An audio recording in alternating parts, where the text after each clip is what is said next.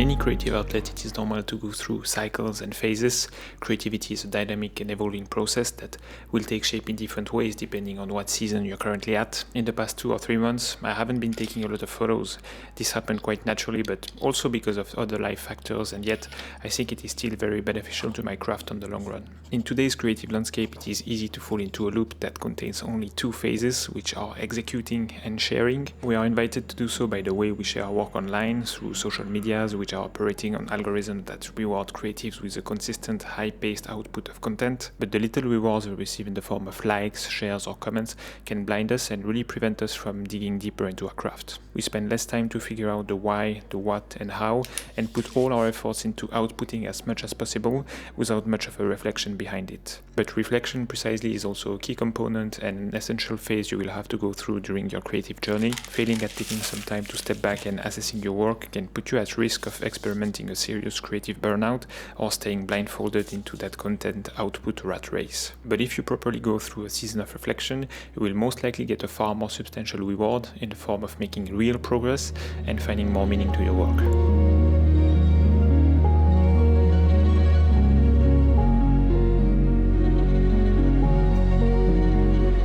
So what is exactly this season of reflection? It is a time during which you will take a step back from your work, trying to learn from the past execution season and refine your creative vision and the direction you want to give to the upcoming cycles of experimentation and execution. So that's the idea of the reflection phase, and it will materialize in a lot of different ways. What I've been doing a lot is scanning through my Lightroom library, doing some file management, even though not the funniest thing to do, absolutely necessary to organize your files and back them up in one way or another. During that scanning process, I also take time to review a lot of the photos I took in the past year or in the past 18 months or so. Once I've done this kind of more broad scan of the hundreds of pictures I took, I started analyzing them on a technical basis. What I love with Lightroom, even though some people are saying that it slows everything down, is keeping all my photos into one catalog and using the filters option you have at your disposal. Because even if you don't do your file management on a chronological basis, you can filter all your photos and ask Lightroom to show you only the pictures you took during that year,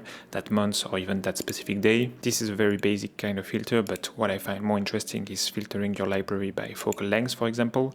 Obviously, it makes sense only if you are shooting regularly with different lenses, but you can really dig deeper into the stats and trying to identify your most used focal lengths and trying to understand why. You can of course filter by cameras if you are using more than one.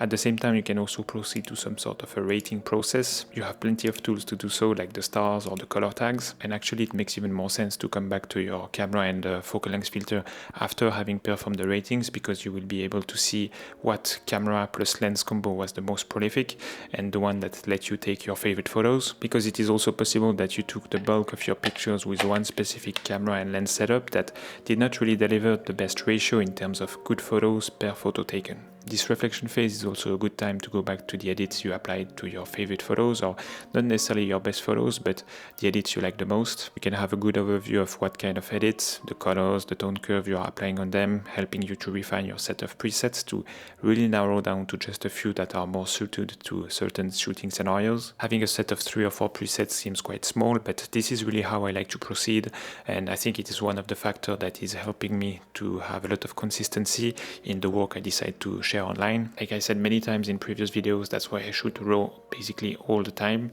It allows me to get back to old files and old edits. You can use this time you have at your disposal to refine your set of presets or just your editing workflow as a whole. Doing so, when you will be back into a more execution and sharing phase, you will have the consistency as I said before, and you will spare some time now that you'll have a streamlined editing process. Once you're done scanning and reviewing your photos, and after having refined your editing process, you can really have a better sense of what is the subject matter you like photographing the most. Is it the people in the form of candid street portraits? Is it more wider scenes of the city you live in, or the landscape of the close-by countryside?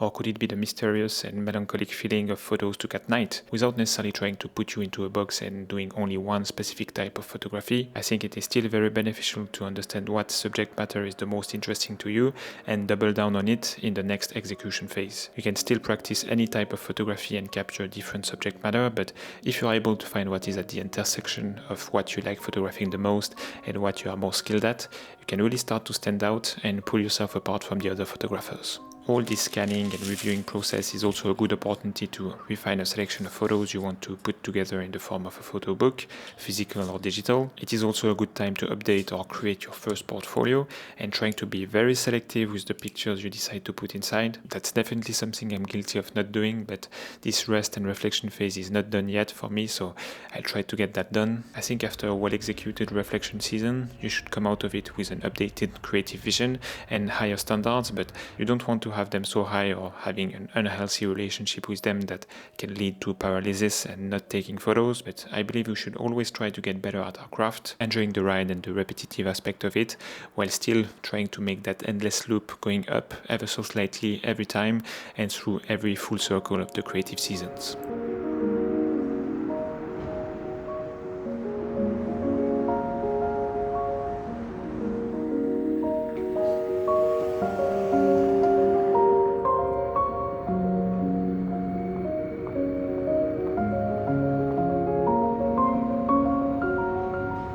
I don't know if it makes a lot of sense now to discuss about that, but still, I wanted to tell how I noticed that I entered into that rest and reflection phase. I think it came quite naturally. I ended 2022 and started 2023 quite strong with the challenge of shooting as much as I can with my Ricoh GR3 at the time. I did a bunch of videos about it that were very well received on YouTube. This was followed by a lot of shooting, almost at the same rhythm all throughout spring and summer. I kind of peaked when I went to Tokyo last September, when I noticed that I had so much backlog in terms of my archiving, editing and photo sharing. I started to slow down, I think. Another reason is that I'm recently very busy training for the Osaka Marathon, taking place in late February. It takes a lot of time and energy, of course, that is letting me a bit out of motivation or discipline to go out fighting the cold to take pictures. So yeah, life happens, whether you decide to put yourself in such a situation just like I did, or if something else happens, you could be injured or busy with too many other things, and that's the way it is. The best thing you can do is accepting that situation, but not giving up on the craft. There will be some frustration when you cannot do as much as you would like, but you should try not to let it overtake you. Entering in such a rest and reflection phase can be very beneficial and helping you to make the best of that situation.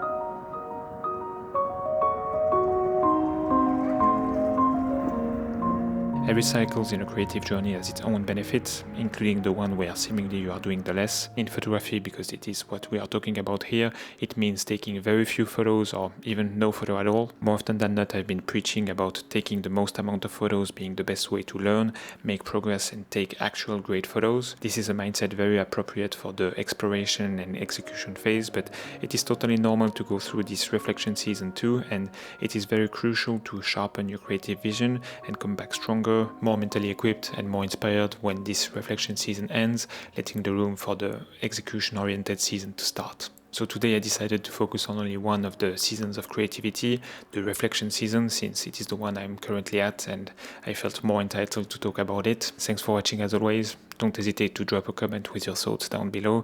And yeah, I appreciate you all. See you next time. Bye.